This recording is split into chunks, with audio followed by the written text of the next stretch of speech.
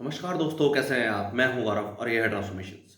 जैसे कि आप सब लोग जानते हैं कि बिहार में जो फर्स्ट फेज़ के विधानसभा के चुनाव हैं वो 6 नवंबर को हैं और फिलहाल तो जो 2 मेजर गठबंधन हैं जो एक तरीके से अगेंस्ट में लड़ रहे हैं सत्ता के लिए। एक है एनडीए गठबंधन जिसके अंदर आपका जेडीयू है, जनता दल यूनाइटेड नीतीश कुमार जिनको रिप्रेज़ेंट करते हैं, उसके अलावा बीजेपी है, कह सकते हैं 5 पॉलिटिकल पार्टीज़ हैं। और सेकंड जो है महागठबंधन वो है आरजेडी का जिसको लालू प्रसाद यादव के बेटे जो हैं तेजस्वी यादव वो एक तरीके से उनको मैनेज आउट कर रहे हैं। उसके अलावा कांग्रेस और डिफरेंट डिफरेंट पॉलिटिकल पार्टीज़ उसके अंदर अलाइज़ हैं। ऐसे में जो दोनों ही गठबंधन है उनका एक मेजर फोकस रहा है एम्प्लॉयमेंट को लेके और मेजरली सरकारी एम्प्लॉयमेंट को लेके। जो आपका गठबंधन है आरजेडी वाला उन्होंने इस तरीके से बोला है कि हर घर में एक सरकारी नौकरी वो देने का काम करेंगे अगले 5 साल में। और सेकेंडली जो आपका एनडीए गठबंधन है उनका ऐसा कहना है कि वो 1 करोड़ से ज़्यादा सरकारी नौकरियों पे फोकस करेंगे, ऐसा इंश्योर करेंगे कि लोगों को या युवाओं को नौकरी मिल सके।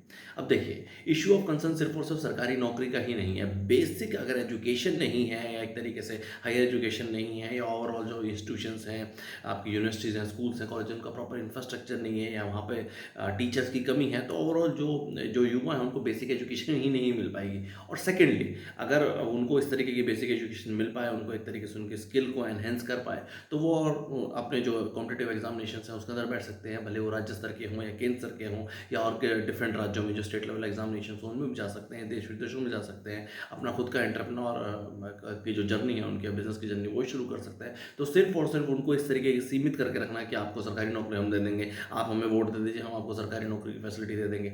और वो भी अभी कोई ऐसा फिक्स नहीं है। अब किसी भी एक गठबंधन की सरकार बनेगी उसके बाद अगले 5 साल में वो क्या करते हैं, कैसे करते हैं, जो अपनी जो मैनिफेस्टो में जो उन्होंने वादे किए हैं या कर रहे हैं उनको किस तरीके से इम्प्लीमेंट करेंगे, ये तो अब आगे फ्यूचर ही बताएगा।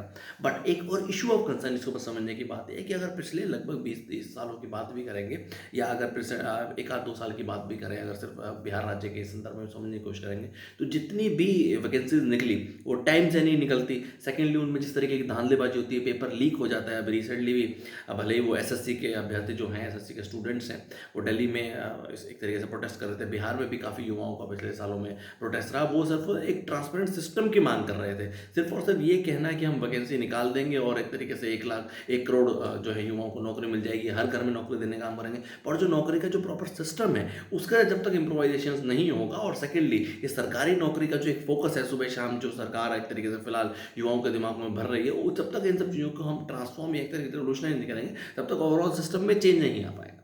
सोचिए इस बारे में। जय हिंद।